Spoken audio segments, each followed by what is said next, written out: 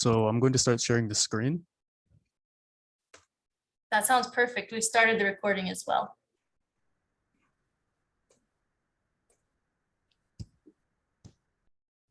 All right, is everyone seeing my screen? Yes, looks great. Okay, thank you. So this is AgriWorks Uganda. We provide irrigation on demand for smallholder farmers in East Africa. This is the problem that we're trying to solve. The problem is expensive irrigation. But it's not our problem, it's Nambafu Fatuma's problem, along with many others. So Nambafu knows that irrigation, especially in dry season, can be very profitable, growing fresh vegetables. But the equipment that it requires is very expensive for farmers of her income. And many times the solution that people think about is loans, but credit is very difficult for farmers like this. So what we provide is irrigation on demand.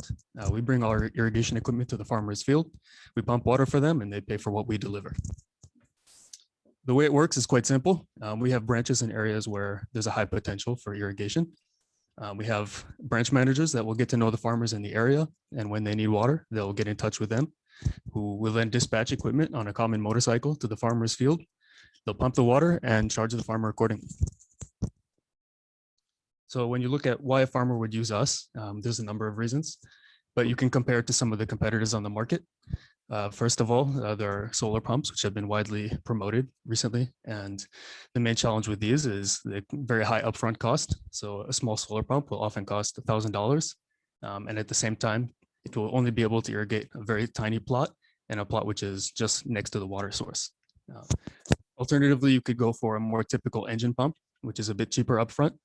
But at the same time, it has high running costs, especially including fuel for operating it, changing oil, maintenance, repair, and just the labor for carrying it down to the garden and back and then operating it.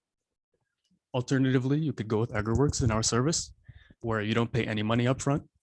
So there's no commitment. There's no ownership of the goods, which could get lost or stolen. You only pay for the water when you need it. If you have a bad season, you don't have to pay any money. If you have a good season, you can irrigate more, and it's completely flexible. So again, this is reiterating some of the same points, especially if you look at the problems of breakdown and repair. Assuming a farmer has a bad season and they get an equipment breakdown, they could lose their entire crop. And that's not just losing the money from the irrigation equipment, but from all the money they invested in that. Additionally, if you want to take a loan, many farmers are very reluctant to go through the process, as well as they lose their assets in case they put them down as collateral. And there are some farmers that will rent equipment to other farmers, but many farmers complain about this and that they don't get the equipment when they need it. They have to carry it from the owner's place to their garden and back, and it's quite time consuming and not very reliable or convenient. Again, this slide is too much information, but please look at the red only. Just if you look at the seasonal cost only, this is not including any amortized capital cost at all. This is just each season what you spend on irrigation. Our service is on par with the cheaper options of owning equipment. When you include all of the labor, the maintenance costs, the repairs, the fuel, everything, when you actually calculate it all, it's cheaper just to hire our service than to own your own equipment. So it's really a no-brainer on the farmer side. We do this through some innovation in technology as well as the service model. We use some off-the-shelf pumps that we buy from China. However, these tend to break down very quickly and are very hard to use. So we've worked with some engineers in the US to make custom parts that make the equipment more durable and easy to use, as well as now when you're able to attach these parts to the equipment, it becomes a commercially viable pump, as opposed to something where you can use it once in a while, but if you want to use it day in, day out, it gets broken. We've been doing this since 2019, and the first serious dry season we had was 2019, 2020. Immediately when we offered the service, we had over 200 paying customers with over 400 irrigations. And this was something that had never been in the area before, had never been seen by farmers. And we thought it was very interesting that we were able to get as many customers as we did immediately. And by 2020, the dry season to 2021, we were overwhelmed with demand beyond what we can meet with our equipment. So over 600 farmers, 2,500 services, and 10,000 service hours. And service hours is our key metric in terms of that's how we charge for the irrigation. So we saw, over 4 times growth year on year without any marketing. This was just strictly through word of mouth of farmers. We're looking to grow anywhere where there's 2 conditions, where there's enough surface water and a high density of fruit and vegetable or other high value crop growers in the area. So over the next 5 years, we're looking at least 4 other branches within Eastern Africa, but we're looking, in the long run to go beyond. Could be anywhere where we see a high potential: Uganda, Kenya, Tanzania, but possibly even other places, Malawi, Ethiopia, and beyond. We track impact of our farmers very seriously. So we look at an average of about $500 of profit per farmer per season in the dry season. And we believe about 60% of the farmers who use our equipment wouldn't be able to irrigate if we were not present. So roughly, this is about $165,000 of extra income in farmers' pocket each season because we're around. And our cost to run a branch is only about $20,000. So it basically comes out as, for us running a branch, each dollar we put into it results in about $7 extra money in the farmer's pocket. But this could go much higher if we have more equipment, because currently we're still limited by the amount of equipment we have and how many farmers we can serve. So the team is myself, Abraham Solomon. I have over 11 years of experience doing agricultural research and irrigation and advising SMEs in Uganda. My colleague Dennis Yiga is over 20 years experience in agricultural extension, as well as our engineer and branch manager, Emerson Wataka, who is over 3 years experience in irrigation as well. So thank you very much. We'd like to hear more from you. Mr. Kabiru asked us if we could also present our main challenges going forward right now. Currently, the most pressing issue we found is we've talked to a number of investors or impact investors. And while many of them have been interested in the business and see potential in it, the main concern has been they would like to see more revenue traction in terms of just a higher number for yearly revenue than we currently have at the moment. And where we see a big challenge is it's scaling up to getting more equipment is quite capital intensive. And to reach the kind of revenue figures that would make most of these investors more comfortable with investing would need a fair amount of investment to begin with. So we find ourselves in a capital intensive situation where it's hard for us to reach the scale that we would need to get the investment. So I'd be happy to answer more questions about this. Thank you very much. Thank you. Thank you so much, Solomon. So I'm opening up this session to the mentors to ask any question or any clarification regarding the business model for Solomon. So use this moment and then we can jump in to provide the solution, and especially to the problem proposed by Solomon. So feel free to jump in for the mentors. Yes, Tom, then Salima. Abraham, you did a great job. You're very articulate in explaining what you do, how you do it, and the impact. My question initially is a branch. What consistently defines a branch?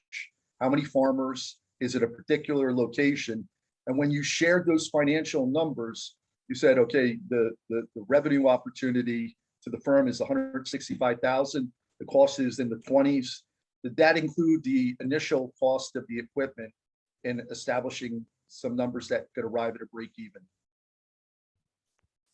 Yes, thank you. I think there was a little bit of confusion, I'm sorry, on my part about the financials. That was on an impact slide related to when we spend $20,000 on our branch. So that's just all money going out from the branch. Our direct costs, farmers will earn $165,000 extra in their pocket. So that's not revenue coming into the company. Okay. Generally, a branch would look like about 600 to 1,500 farmers, but we're hoping to be able to have much more equipment per branch to raise it to 2,000 and above farmers per branch.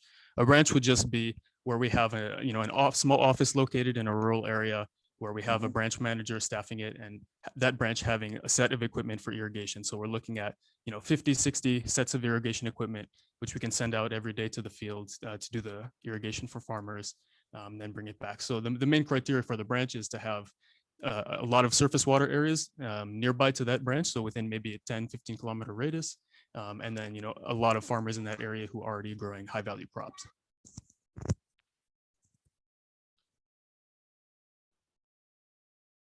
have a Thanks. follow-up. Thanks.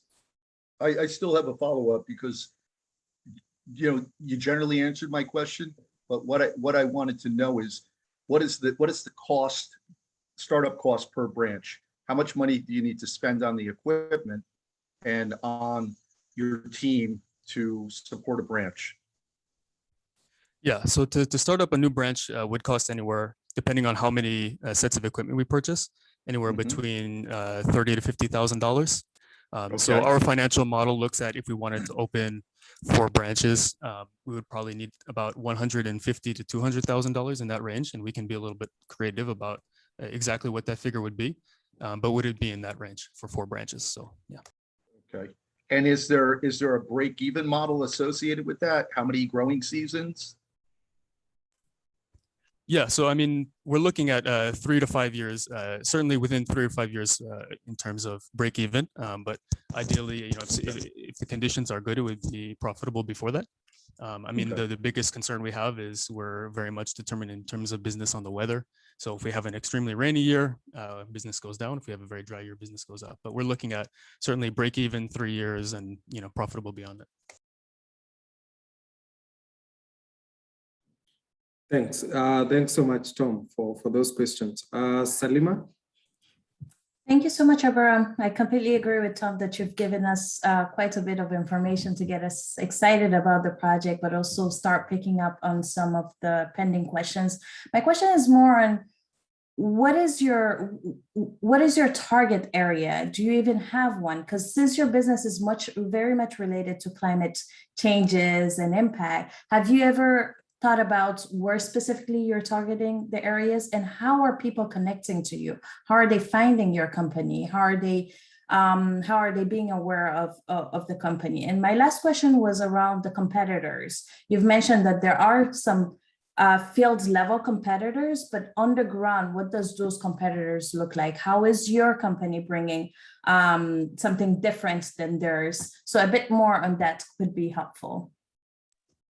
Yeah, thank you. In terms of the specific areas we'd like to expand to, we have to be very careful because the key determinant for our success is going to be having branches which have a large enough demand from farmers within that area. So for example, in Uganda, there are quite a lot of areas that have enough surface water, but farmers in those areas typically grow cassava and sorghum and maize and things, and there wouldn't be a lot of demand for irrigation because it depends on a much higher value crop. So we're looking at areas where there's both, high value crops as well as surface water. So that would include probably the Rwenzori region in Uganda, expanding further into Mount Elgon region where we currently are, as well as Mount Kenya region in Kenya, possibly also in Nyanza region, some parts of Rift Valley, the areas around Kilimanjaro and Mount Meru in Tanzania. So there's quite a number of areas we could expand to, but it wouldn't be something where we would cover the whole country. It would be smaller geographies where we see a high potential within, the larger market. Now, in terms of the competition that you talked about, what we've seen in the irrigation industry is really most of the irrigation companies are targeting sort of the higher class farmers, which are mostly professionals, former teachers, civil servants who have a farm on the side. They want to do some irrigation. They can sit in their office in Kampala or Nairobi. People will come to them and ask them for business. For us, it's really the opposite. We have a branch in the field where we know there to be a high potential, and then our staff will really go, straight down to the community and talk to the farmers on the ground and do product demonstrations. And that's how farmers get to know about it. But like you really saw in our growth slide, there's a very big growth from the first to the second season because farmers really learn from seeing what each other are doing. So when they see their neighbor, is using this new kind of irrigation and, they say good things about it and they made some money, you really see demand boom. So we're not using things like mass marketing, but it's really, once we get a foothold in the area, we know that that word of mouth is going to be effective in getting more customers.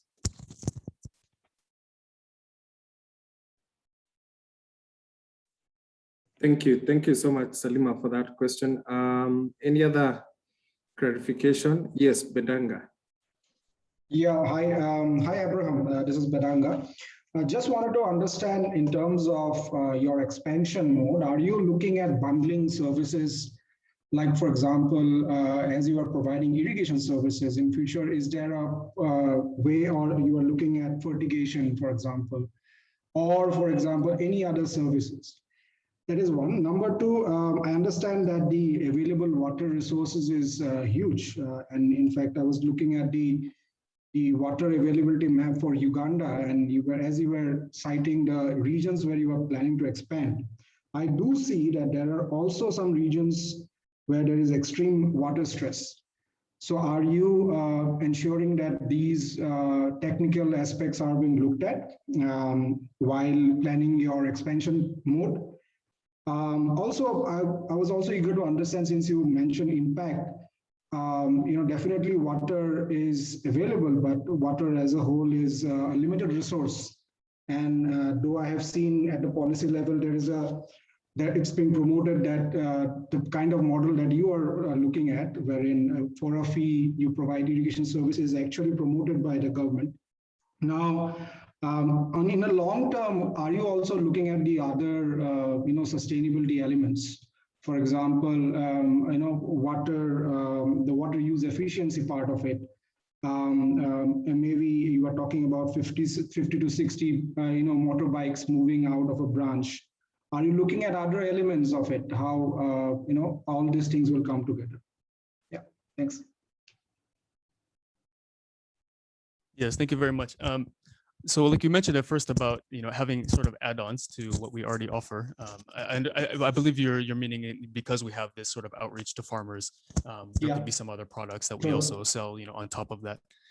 So we've thought about this for sure. And we've tested out here and there a few things. Certainly farmers do request seed from us at times. And so far we've been giving seed to them cost to cost, because it's been, just a few farmers here and there. But certainly as we roll out in the future, it could be another revenue stream in terms of having farmers that trust us already on irrigation, and then they could trust our seed recommendations that we could provide to them as well. But this would also depend, a lot on the input market in the area, because certainly some of the areas where we work, that it's very competitive already. And if we were going to start selling, inputs for the crops, we would be earning a very small margin, and it would take up a lot of our capital. So it really didn't seem like a good use of the capital that we have. So possibly in the future, if there was, a good product that has a good margin on it, we could add that on. But given, being capital constrained in the moment, it's not the first thing we would do. Then in terms of what you mentioned in terms of water scarcity and policy, certainly it is a major issue that so far in Uganda hasn't been very biting for the farmers. But in the future, it certainly could be, especially as more people do get into irrigation. Water scarcity will become more and more of an issue, and certainly throughout East Africa, some regions have much more water scarcity. But we see this in terms of the biggest threat to water security is diversions of streams and rivers. So a lot of farmers, they'll just make a canal and they'll block the stream or the river. They'll divert water to another garden, and they'll flood that garden and apply way too much water than is necessary for the crop. But it's the cheapest, easiest way for them to irrigate. So we would see that our solution would actually be pumping water from a stream without disturbing the flow. So it would actually be a much less water consuming method of irrigation than that. So although it's not, as efficient as possibly things like drip irrigation, but still for when you consider the cost and the water use, we think it's really a very good return on investment in terms of water. Yes, thank you so much, Solomon. And I see some question on the chat. Maybe you could quickly answer them, and then we can jump in to get to hear advices from the mentors. Perhaps you can remind us your annual revenue at this point. And then there's another question from Amanda on can you irrigate from boreholes in addition to surface water? What are the most popular sources of surface water? Man-made ponds or rivers? Maybe you can answer that, and then we can get to hear advice from the mentors. Sure, yeah. So the annual revenue we have from this service so far this year is about $12,000. We do have some other revenue streams as a company that have been coming in, but if I were to separate out just the revenue we've earned from the service, it's roughly that. I mean, we're hoping that it'll be $16,000 or $20,000 by end of the year, but that'll depend a lot heavily on the weather. And that's for how many and it- farmers and about how many hectares? Hectares, I'll have to check. It's about 600 farmers, I think, so Okay. far this year. And each farmer has on average about half an acre. Okay, thank you so much. Yeah, and in terms of the boreholes, we do not use boreholes. We do not use any groundwater. We're only using surface water. But ponds could certainly work. Oftentimes in areas where there are no streams or rivers, which are the best source, we'll encourage farmers to make small ponds surrounding natural springs that occur in the valleys. And there you can pump water out and it will refill for the next day. But when you look at groundwater, it's much more expensive and much more complicated.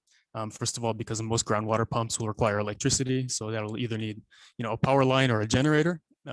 And at the same time, each groundwater source will have a different flow rate, a different depth, a different pressure requirement. So it's very hard to have a one size fits all solution for groundwater. So we only use surface water. Very interesting. Thanks so much. Thank you. Thank you so much. Yes, so now we'll get to hear from the mentors.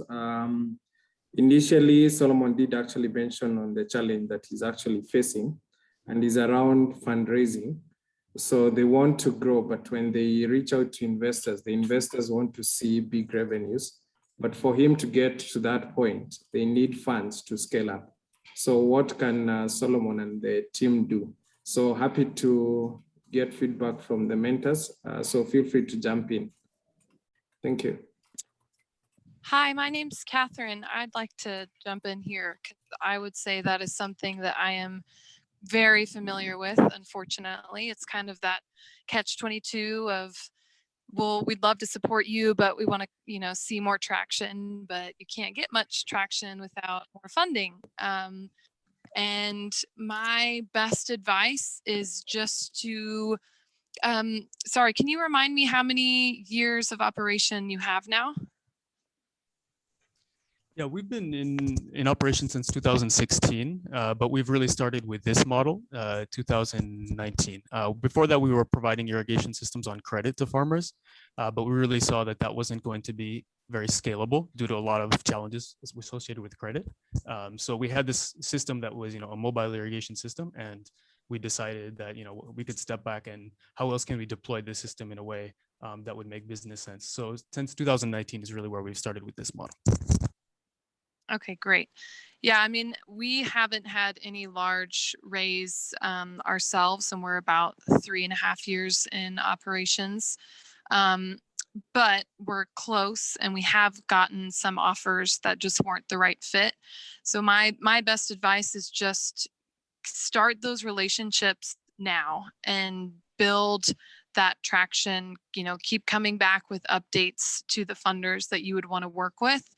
And that will just help to give more context to what you're doing, really prove the model, prove the demand, and get them excited about being involved with you.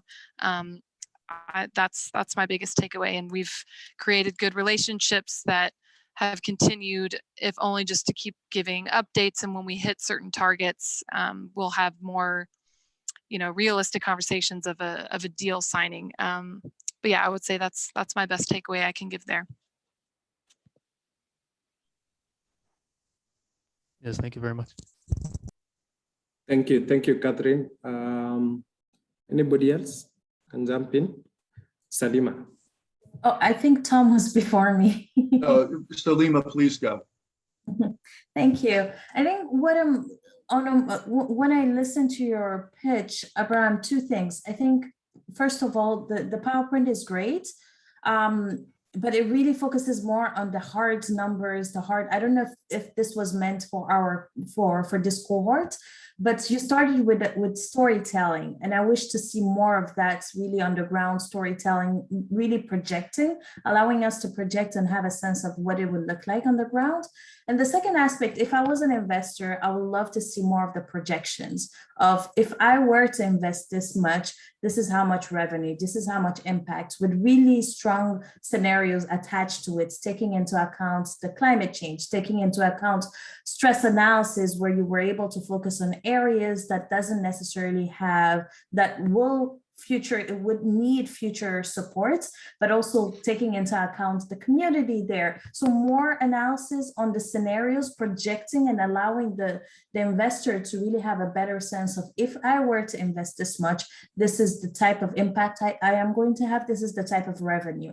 And I would love also for you to think of the different type of investors. I know here you're targeting the private investors, but being very much in development, there are a lot of institutions, there are a lot of development agencies that are increasingly investing in your type of solution, in smallholder farmer aspects that could also be of an interest. So very quickly, think about the scenario development, think about the assessments, and also think about different branches of type of investments or different type of scenarios based on 5K investment, 10K investment, 100,000, so that each type, if I have an envelope of 100K, then I have a sense of the type of impacts that you can provide, or this company can provide to me as an investor. So those are my quick comments.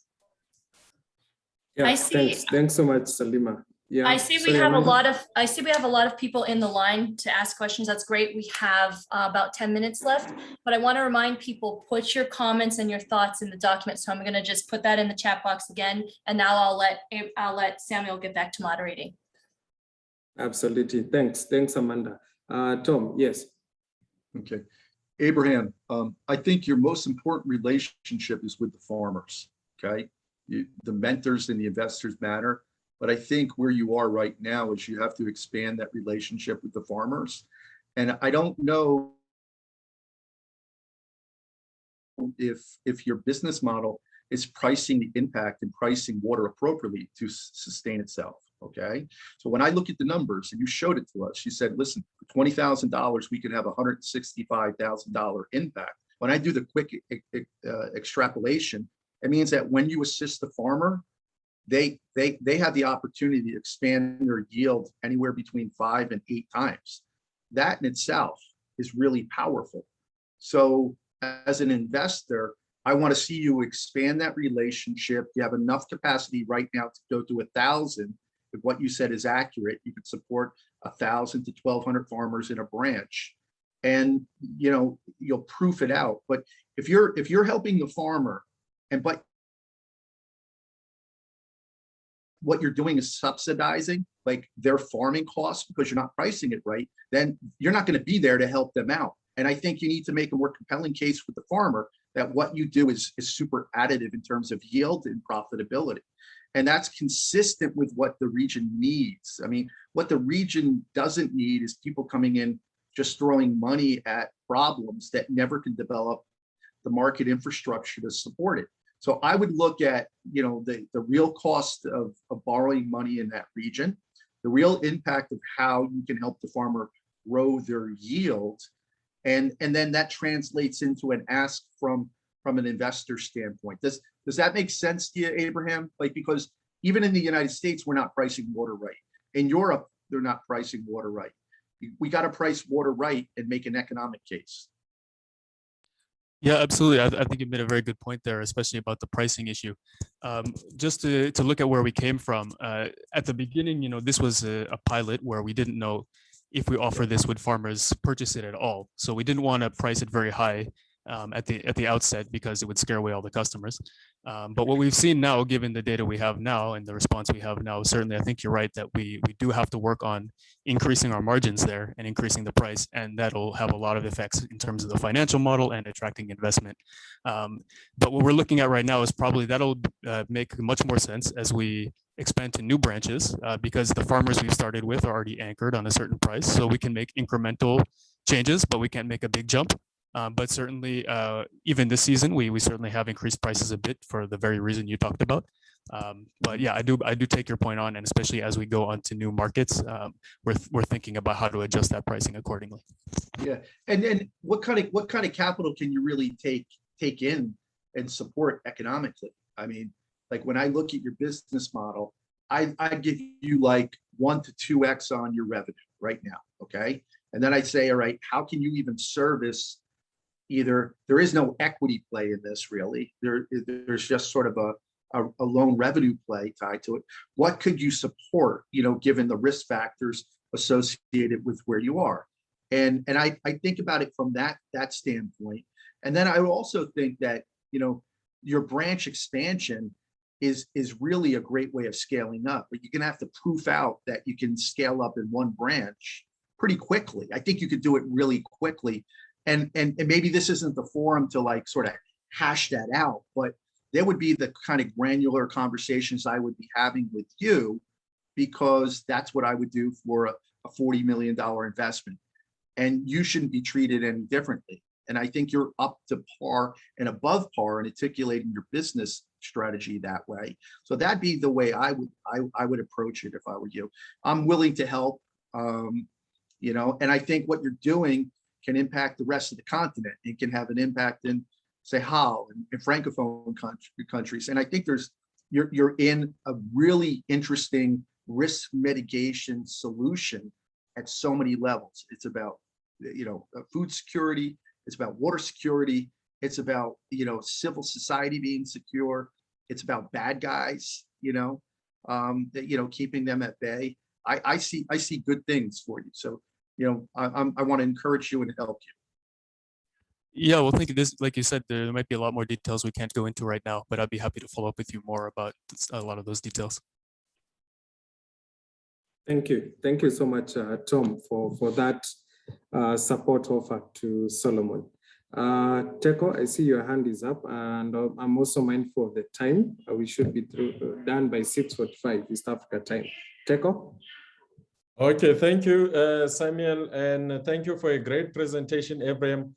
I have two observations. One is on the side of health and safety. Now that with COVID, the countries have regulations and lockdowns that restricts movement of people. So I want to know, in each locale, do you have the capacity to have the people that are fully equipped to do undertake the whole operation without relying on the help from outside? Or how big is the area that each person will have to go carrying the equipment from farmer to farmer? And how have you thought about mitigating in terms of advocating for vaccination for people that are delivering that equipment and bringing some aspects of COVID awareness into it? Thank you. Yeah, thank you. It actually has been a challenge in terms of course, the restrictions that have been put in terms of COVID. One thing that has helped is, being in farming, a lot of the restrictions have to do with indoor work, and, farming has not been restricted in Uganda so far. Farmers have always been allowed to do their work.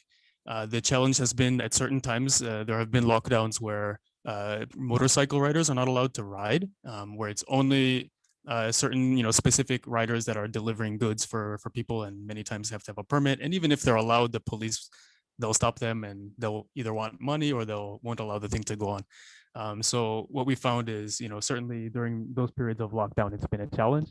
But otherwise, during the normal COVID restrictions and precautions that we're supposed to take, it hasn't affected the business.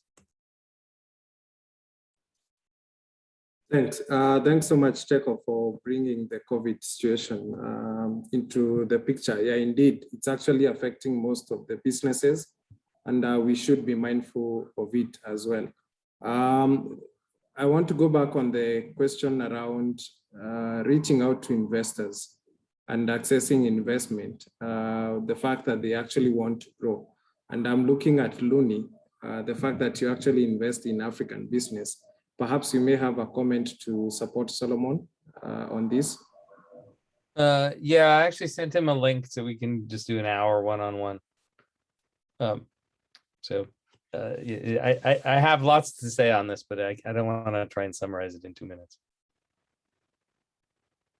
Thank you. Thank you so much, Luni. Sure. So this is just the beginning. I believe we'll have more conversation with the mentors and the mentee. So we have the form. So for the mentors, feel free to provide your feedback on that form. And Solomon and ourselves at WRI, we will definitely follow up with you. So thank you so much for the feedback. I believe we have started well. And we want now to jump into the second presenter, who is Izela from Fine Fusion. I think before we do, I just have a few, Yes, Amanda. announcements. One announcement is from Looney, which thank you so much. He's got to leave at noon today or 15 minutes from now. He's offering any entrepreneurs that are in our top 15. And so there are a few more who are joining us as observers. 45 minutes of his time for a one-on-one mentorship. So you can check the link that I just put in the chat and book one as soon as it fits you. I would go ahead and do that now. And then the second thing I wanted to say, thanks for folks for joining us today. I think a few more mentors joined us than might have signed up, which is awesome. We're always welcoming people to join, but want to let you know we're doing this every Tuesday at the same time. And we do have a sign up form. So if you want to get that extra little reminder and commit to coming to a certain session because you really love some of the entrepreneurs you've seen, you can sign up, and I'll have that also put in the chat box in a second. So that's my announcements, and I'll pass it back to Samuel. Thank you, Amanda, and thanks so much, Looney, for that offer as well. So we jump to Izela now. Izela, if you can hear us, feel free to introduce yourself and jump to your pitch. Thank you.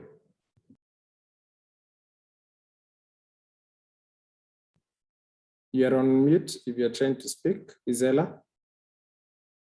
Go on.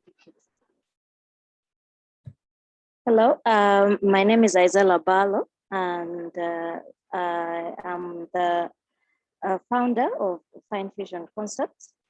I'm trying to share my screen right now. I don't know. It's coming up. Yeah, we can see it.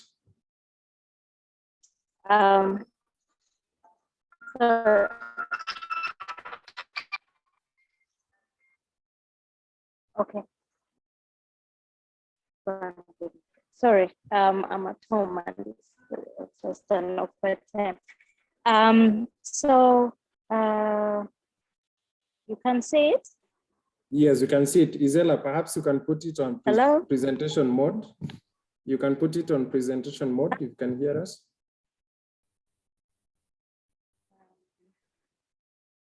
Yes, I can hear you. How do I do that? Sorry.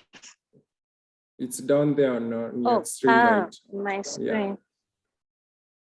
Yeah. Down on the right.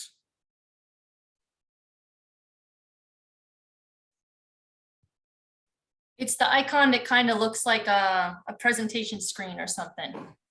And while she's doing that, yeah, do check the chat again. We've got the feedback form that you can click on. And I'm also going to put a link to the slides that she submitted. They might not be the exact same that she's going to present today, but people can also be looking through that at their own leisure. So Izela, have you seen the icon at the bottom that looks like a presentation screen? It's right next to where it says 73%. It's to the left of where it says 73% at the very bottom. Yeah, no, you need to go to the bottom. Yep, take the bottom. Now go all the way to the right until you see 73%. There's a little icon there that looks like a screen. You see there's a yellow one at the bottom, and then there's two other boxes next to it. Can you, yeah, you got it? Perfect. Yes, now we're full Thank screen. you. Sorry. I'm not good at this. Yeah. So Fine Fusion Concepts are designed to provide food and nutrition security, and basically make sure that food security is sustainable, so there's food enough for all generations. Because we realize that there's a lot of people going hungry, but at least for Uganda, we believe that we do produce enough food to go around for everyone, but there's so much food loss. And we believe that to prevent food loss and waste, as much as we can do the food storage and the harvest handling, we also must consume what we have produced. So we realize that very nutritious foods, but it is underutilized. Most of it gets wasted in the sense that there is so much of it and not enough of it is used because it runs out of the shelf life. And also because a lot of, out of the 30 different varieties that Uganda has, we capitalize on about 3 or 4 types. And yet the types that we underutilize are actually more resilient in the sense that they're drought hardy and they use much less water to grow them. And yet they're also nitrogen fixing, and they are a no waste food because whatever's left over can be used for fodder, can be used for mulch after threshing. What's left over can be used for mulch, and even when it goes into value addition, the byproducts are also used for animal fodder.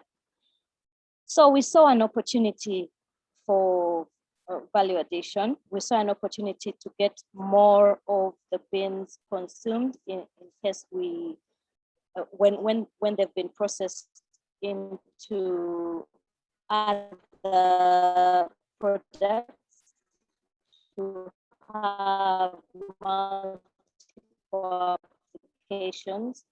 Some of those applications include in salads, as milled flour in porridges, in different kinds of bread, and in cuisine, in confectionery, and all that. So all sorts of food applies a lot less waste, because at least when we lengthen the shelf life, we can have more of it consumed even at a later time, and even it allows for more distribution and access to those that might need it. So that is why we chose to be the link for different value addition purposes. As people who do the value addition, we found that we need to make forward linkages as well as backward linkages. If we want people to consume more of it, then we have to market and have more of it utilized in different forms that are convenient for different people. And the backward linkage is that then we must also ask the farmers to produce a crop that is up to standard, and in using methods that are circular, and for them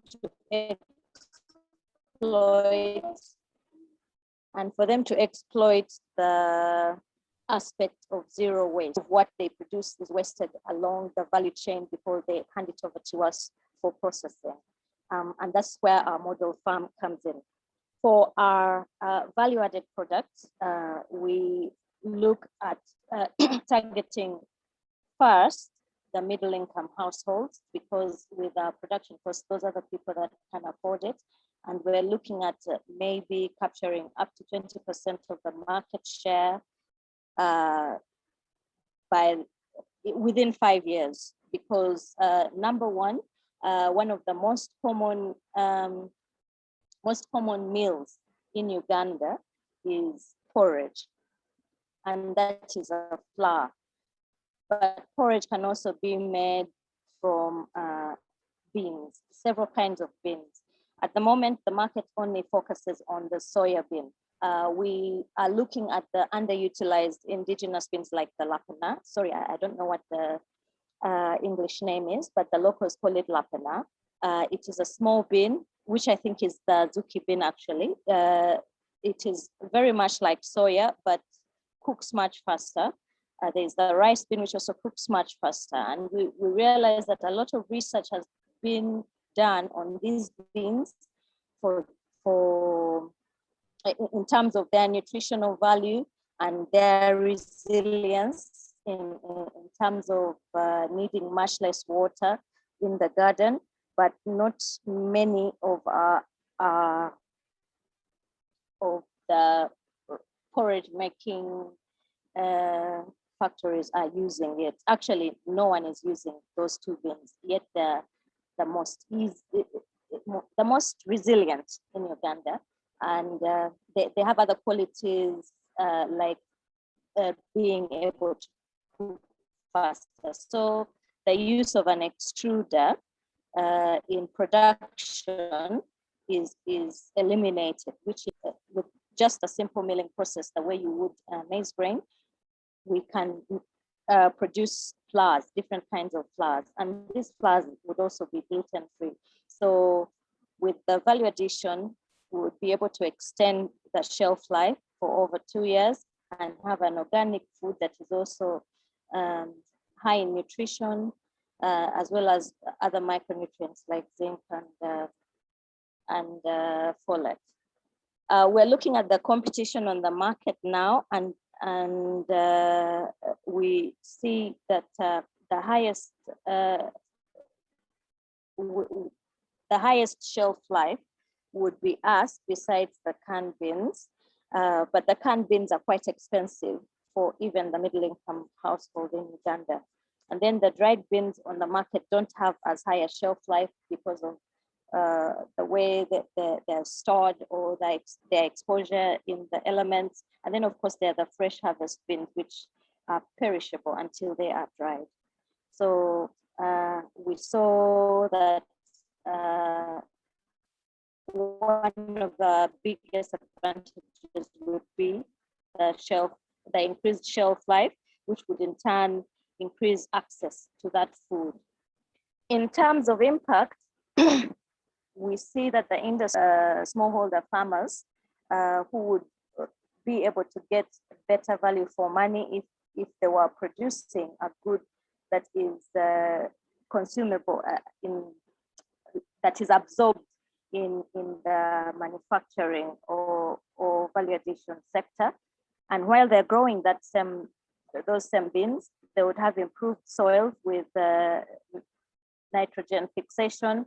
And we're looking at about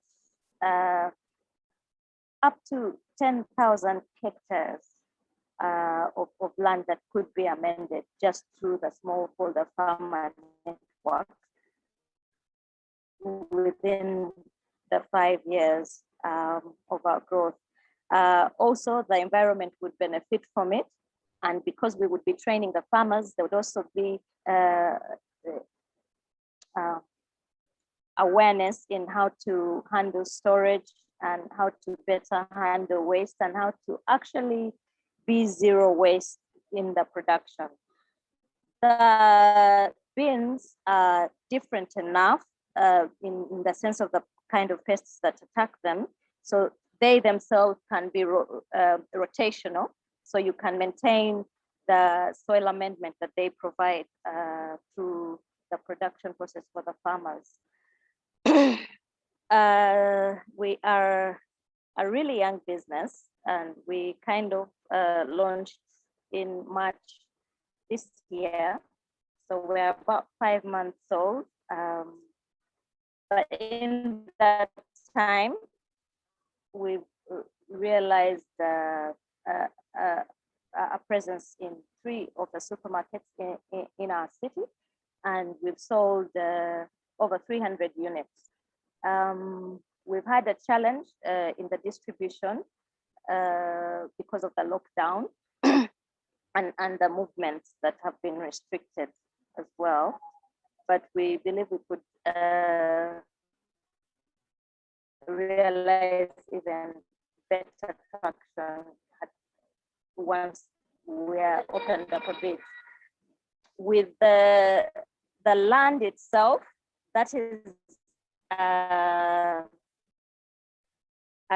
shot that was taken from almost the exact same point. The picture you see on your, which side is that?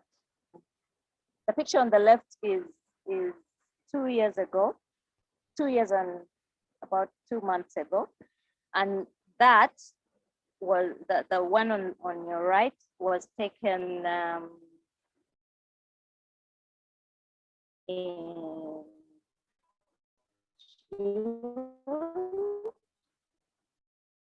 this year, August. Yeah, that's 2 months ago. That's the difference.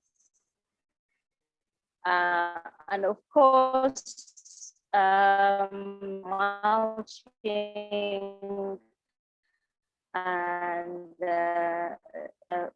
in between the spaces that you see there, we had the beans growing. But that was after the bean harvest, so we have just that.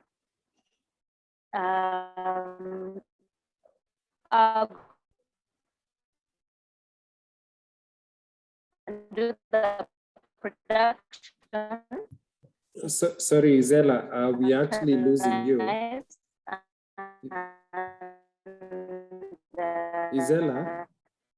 Izela, if you can hear me, we are losing you. Sorry, we are losing you. Perhaps you can go over. Izela? It looks like she's not in the call anymore. Yeah, we seem to have lost Izela. So perhaps the internet is not stable on her end. In the meantime, feel free to give her feedback using the form provided, and I'm sure she'll appreciate thereafter. So Izela, perhaps you can finalize your presentation if you can hear us, and then we can get feedback from the mentors. Thank you.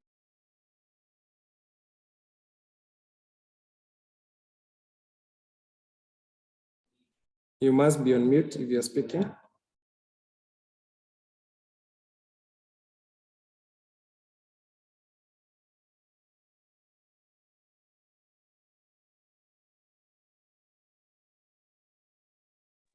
So yeah, so those are growth projections, and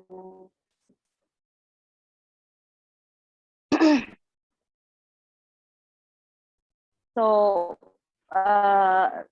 those were growth projections through the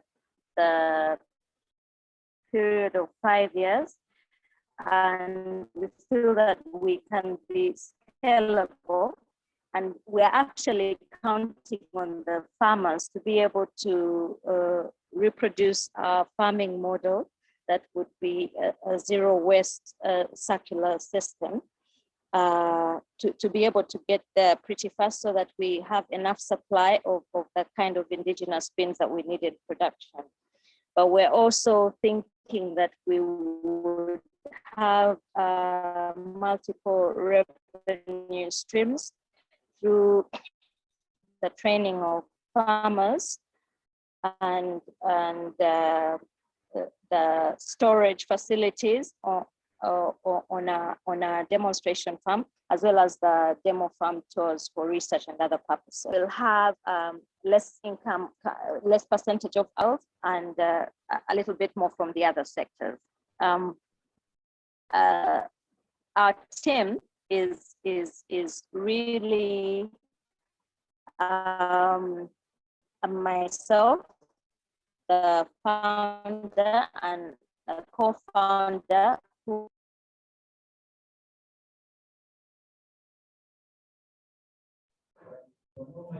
Yeah, we seem to have lost her again. The internet is not stable on her end. So perhaps she's trying to join, and then we can go straight to the comments. I believe we have much of the information now from her end. Izela, if you're back, thanks. Sorry for the internet. Perhaps you can finalize, and then we'll jump into the comments. So yeah, my team is me and my co-founder, and then we have 3 seasonal workers and the farm manager who manages the farm for us at the moment.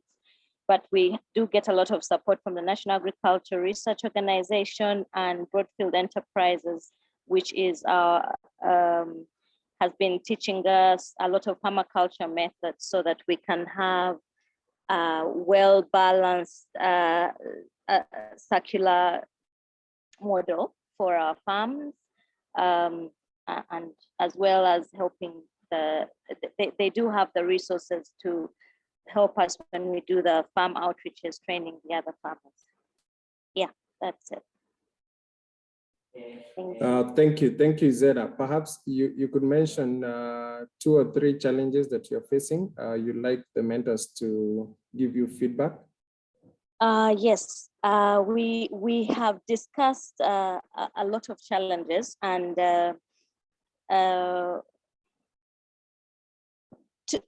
top 2 or 3 are: number 1, determining our startup costs, because it's mostly been a mixed basket of family contributions, goodwill, and our own incomes and all of that, and just getting that financial model into something nice. And obviously with that information, we expect that then we can refine our business model. And then the other challenge has been balancing impact, shall I say social impact or environmental impact versus maintaining business sense and striking that balance. Then of course, growth strategies on a limited budget. Those have been our top 3 challenges, I think. Thank you so much, Izela.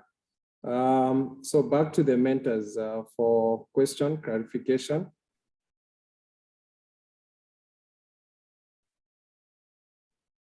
Yes, Salima. Thank you so much, Izela, and please tell me if you can't hear me and I'll cut my camera. But thank you again for taking the time to share with us your presentation and your business idea. I have so many questions, but I will maybe streamline them into maybe 2 major ones, allowing the other teammates to also ask their questions. So if I look at your products, which I understand brings value to the eventual losses that could have been lost, and really turning it into some value added to the market and maybe some nutritional value added. But how much is your product compared to the other products? I'll take maybe the potterage that you say that is highly consumed in your country. How much is your product higher than it? And you focus your reasoning around the value added of this product being that can be sustained on the time, but is organic. Is organic product something that people are interested in locally? And if so, to what extent are they willing to pay more for it?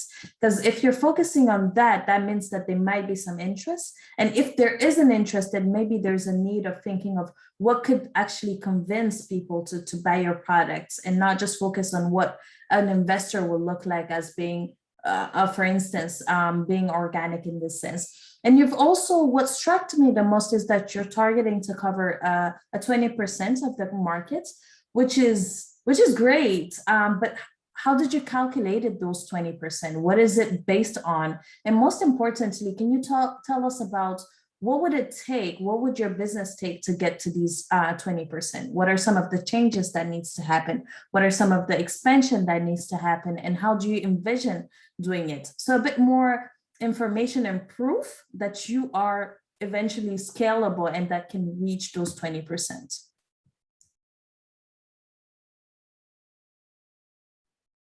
So the first question was about being organic. We were targeting the middle income earners because we think that if they can adopt, and these tend to care about what they're eating, but they're also the only ones who may be able to afford it, because the lower income earners cannot pay for our product. So they wouldn't care about what's organic and what's not, but the middle income earners might care. So that is why we're trying to push that point, because those are the targets where the target markets that can pay for our product. That is what they would care about, and the nutritional value as well. In terms of scalability, I think we're looking at, well, we did a survey of about 50 households, And we found that 86% take porridge as a convenient meal, and some of them take it more than once a day. And the reason that they said they do so is because they feel that it is a quick filling meal that they also would spend a much shorter time preparing, especially when they want to give the children their first breakfast at school. They want the convenience of having a quick meal that's easy to prepare, and they feel, and 86% of them say that the easiest meal they feel they can prepare is the porridge, which is why it is one of our primary products as well.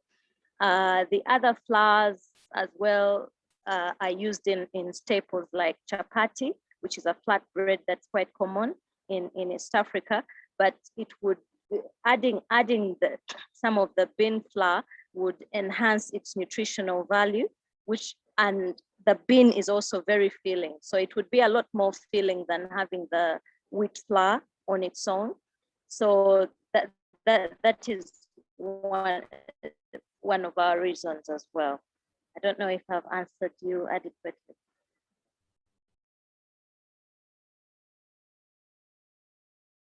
Sorry, I was trying to unmute myself. Yes, you have on the second part. I'm still quite unsure about the first one. Are you meeting a market demand for more organic products, or are you expecting that your targeted users or buyers would eventually also be interested in organic? And I think that wasn't so clear, but I think that could eventually come in other questions. So please don't answer it now, but thank you. Thank you. Yeah, thank you. Thank you so much, Salima.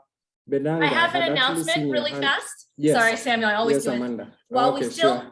while we still had a few entrepreneurs on the call, I wanted to get this out there. We are considering an in-person event in Kenya. And so I'm putting a link. Geez, actually, it looks like I got a link. So the link's coming in a second, but basically it's a survey. I want you to fill it out now. So I'm looking at you, Enoch, Emmanuel, Izela, June, Elizabeth, Abraham, and Teiko also, to give us your feedback as to how you're feeling about traveling to Kenya and stuff like this. So the link is coming in 3 seconds, and I will let Samuel continue to moderate. Thank you. Absolutely. Thank you. Thank you, Amanda. Benanga had actually seen your hand was up. Yeah, thanks. Thanks for the opportunity. Yeah, Izela, first of all, congratulations for pulling this together. I was actually looking not only at the presentation, but also I was digging in the material that you had shared earlier, particularly the video from your farm. And I was actually interested in this particular business model, particularly on that point where you had selected a erstwhile quarry land and have restored it by looking at organic, organic cultivation of different crops, including beans. So just wanted to understand definitely on the demand side, you have explained, but also on the production side, as you scale up, I just want to understand who would be your major competitors, because I understand in your location, 69%, as per a study that was done back in 2015, I guess, 69% of the bean producer farmers are selling their beans to their village collectors. So how is our village collectors your main competitors in this case as you scale up?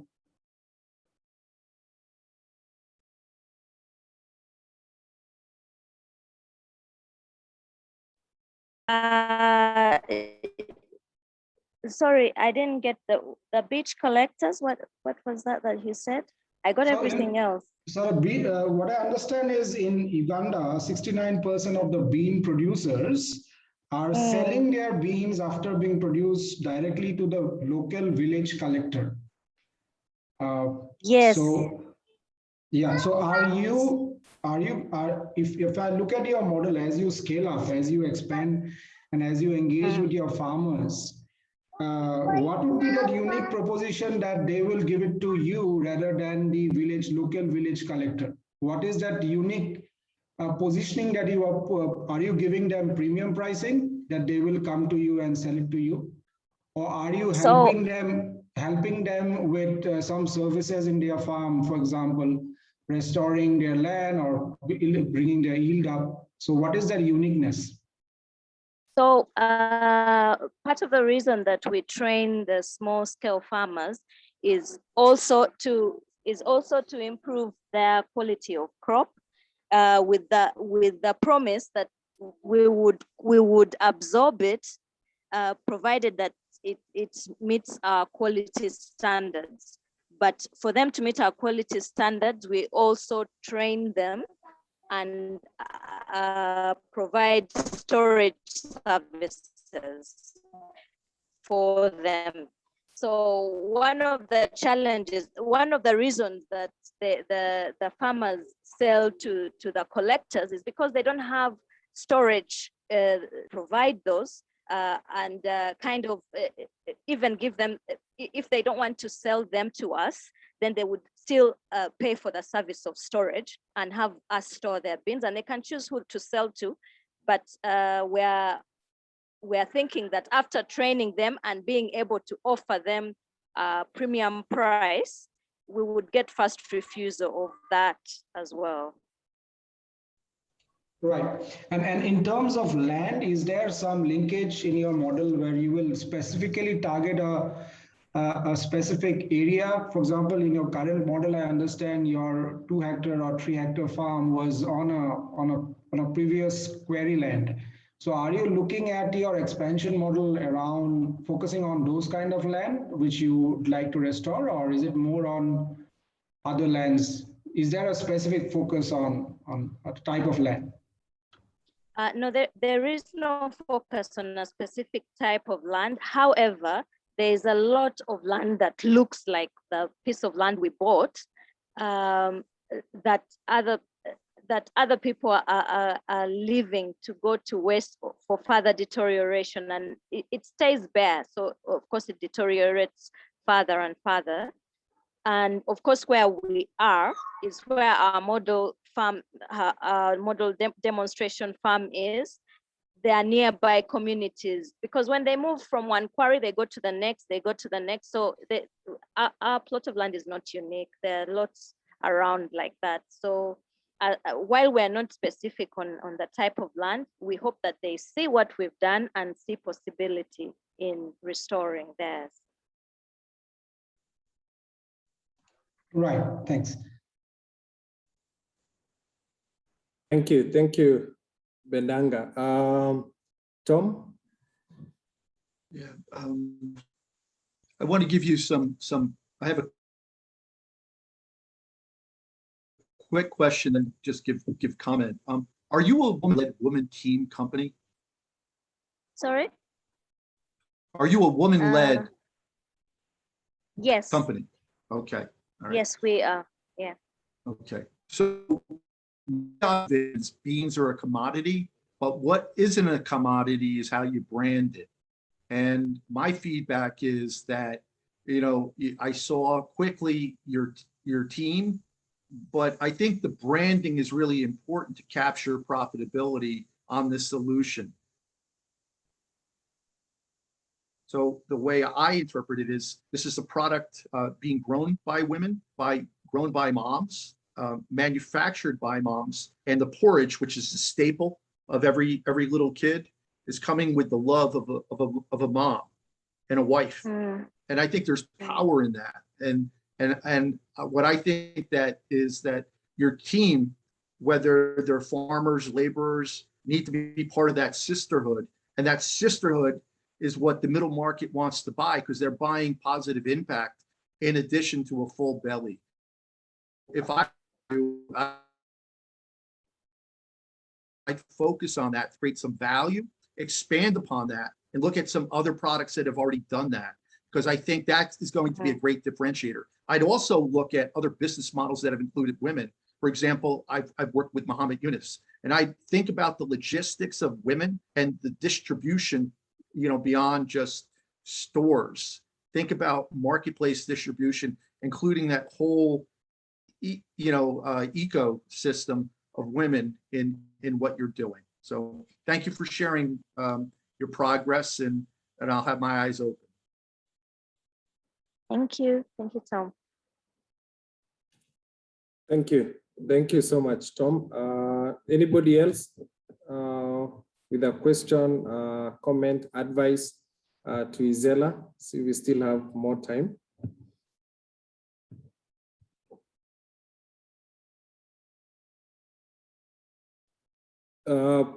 Perhaps Izela.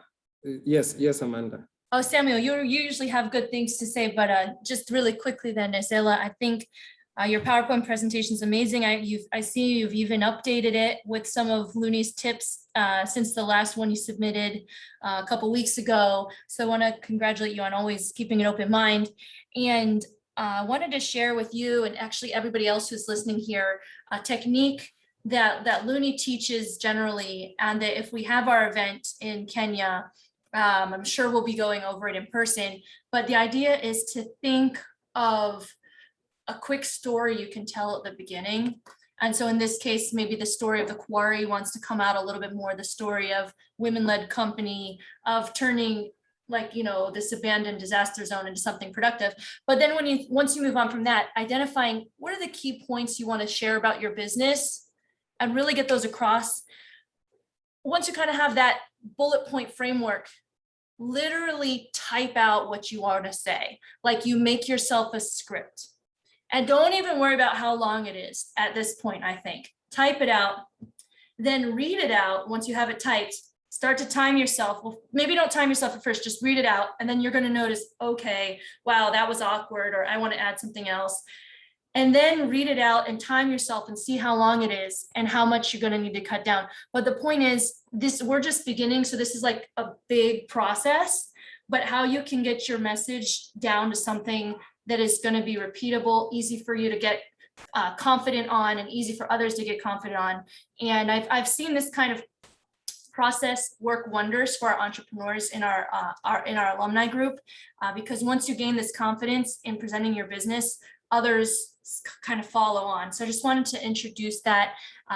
Looney might share those kind of tips with you on the one-on-one call. So any entrepreneur who's still here, do check in with Looney and get yourself that one-on-one call. But also help us know, everybody who's an entrepreneur here, how you're doing with your COVID vaccine and how you are thinking about international travel at this point, by checking out that form that we've got. So those were my points for everybody, which is think about a storyline, get your bullet points, and then type out a script and revise from there. So back to you, Samuel. Thank you, Amanda, for those great insights. Yeah, indeed, for the entrepreneurs who are here, so there's that opportunity to get in touch with Looney, so capitalize on that opportunity. Izela, I'm looking at you, and quite a lot has been said here regarding your business. And at the end of the day, you are the decision maker on what to actually absorb and implement. Perhaps you can actually share with us your key takeaways, or if you have more questions to the mentors or to the team here, you can bring that up. And maybe as you brainstorm on that, I see Elizabeth Mbogo with her hands up. So Elizabeth, let me give you some few minutes to give your comment. Hello, everybody. I'm learning a lot, and it's a great opportunity. Thank you. To Izela, I just wanted to add an experience we just had in our farm where we intercropped moringa with pigeon peas, and in an area of about 2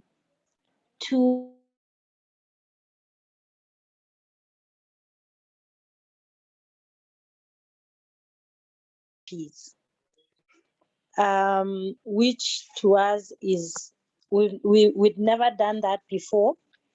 But for me, it's not for you to intercrop, but basically because I've seen in the examples you've given, I mean the images of your farm before and after, once you started reclaiming the land, that you sort of have like benches and you have, I think I saw, if I'm not wrong, it's like you've either grown something that looked to me like napier grass or something like that. I don't know if it's supposed to control erosion, but moringa, you even on those same benches, because we have farmers who have exclusive acreage for moringa, and the others who have used moringa all around their farms, and also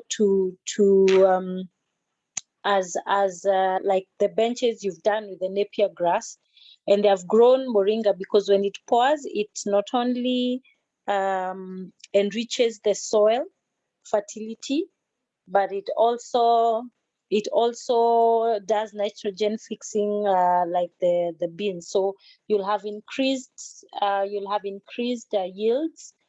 And the best thing about moringa is that because when you leave it to be a tree, it doesn't have enough foliage to prevent productivity of your beans. So it's something you might consider as a crop to increase yield and also to improve the soil fertility and provide vegetables for the farmers, and maybe an extra line of income for them.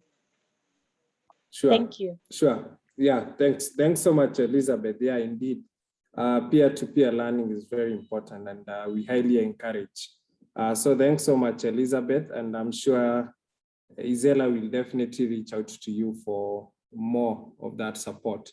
Izela, we have 3 minutes left. Perhaps you may want to share your key takeaways, and if there is any other further support from the mentors, they're happy to listen and confirm their engagement with you thereafter. So Izela? I think my key takeaways is to improve on my story, as well as the branding. I think that's part of the story as well. That I have taken really very seriously. I would kind of like to engage more with Salima, because I think I misunderstood her question. So, and then maybe I can know what to do. I always want to take advice on board and see where it takes us, because we're learning a lot in a very short space of time, but I think it's also about the circumstances in the market right now. Yeah, that is it. I think I have a lot to learn still. And for example, especially on the distribution channels, and when Tom made a comment on the impact of the branding, it kind of clicked and made all the sense. So yeah, it's always good to see it from the other, from another person's perspective, which is also part of the question I had about balancing social impact and business sense. Yeah, absolutely. Izela, one of the things that the story also runs with the passion. So I know you have a lot of passion, and that's part of the story. That's what, Western investors are going to carry with them, and it's going to trigger them to want to look at the financial characteristics. The other thing that I think is really important is there's your business and what you want to do for your team, but there's also about the impact on how you're lifting up everybody else, and tying that together is really empowering. And I think ultimately the goal of any entrepreneur, it's about the higher purpose than themselves in the business. And that's the catalytic impact it has on the continent. And that's what you're a leader, you're an ambassador, you're representing your business, but you're motivating other people to do the same thing. So build that into your story, and I know you can do it. Thank you. I believe I can. Yeah, indeed, you can. So thanks so much, Tom, for those insights. And thanks so much, Solomon and Izela, for accepting to share your story. And for all the mentors here, Sorry, Yeah. Samuel, I just want to get everybody before they start heading off. I made a feedback Yeah. form for literally everybody, just to provide any thoughts they had for today about mentorship. Since this is our first one, we definitely want to catch everybody's ideas so we can implement and improve on the weeks that come. So there's the feedback mentorship form, check the chat box, and just take the 1 minute, 1 or 2 minutes to just share your top thoughts with us, and we'll be sure to change and innovate ourselves. Back to you, Samuel. Absolutely. Yeah, feedback is very important. So thanks, Abraham. Thanks, Izela, for sharing your story. I believe we'll continue with the same conversation with other entrepreneurs. So for the mentors, we really appreciate, and yeah, we welcome you to join our other mentorship calls. So feel free to sign up to other entrepreneurs. We have interesting and amazing entrepreneurs. So thank you so much, and sure, let's meet next time. Thank you.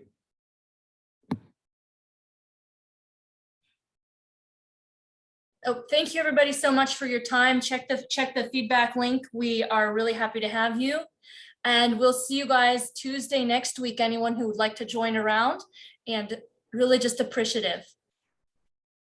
Thank you, everyone. Thank you. Bye. Fantastic opportunity to learn from you all.